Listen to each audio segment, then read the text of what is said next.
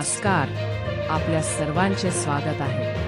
आज आपण एक अत्यंत रोचक आणि थरारक विषयावर चर्चा करणार आहोत, जो नाशिकमधील एका गुन्ह्यातील भेदाभेदावर आधारित आहे. होय, हे खरे आहे. अशोक खरात आणि त्याची पत्नी कल्पना खरात यांच्या विरोधात एक गंभीर गुन्हा दाखल करण्यात आलेला आहे. यामध्ये बेकायदेशीर सावकारकी आणि जमीन व्यवहारातील फसवणूक समाविष्ट आहे. अर्थात हा आरोप कल्पना खरातवर पहिला थेट गुन्हा आहे.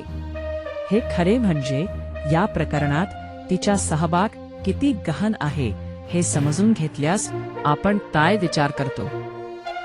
विशेष म्हणजे कल्पना खरात सध्या पसार आहे आणि तिच्या शोधासाठी 2 पथक रवाना झाले आहेत. तुम्हाला काय वाटते, पोलिसांना तिचा शोध घेण्यात किती वेळ लागेल? हे खरे आहे.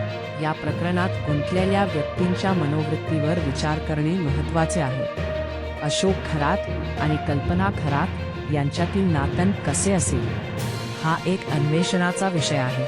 एकदम. यामध्ये भावनावरही चर्चा करणे आवश्यक आहे. या प्रकारच्या गुन्ह्यातील मानसिकता कशी असते, आपण यावर चर्चा करूया. चालू ठेवूया. तर या प्रकरणात आपण काय शिकू शकतो? आपल्याला काय संदेश मिळतो?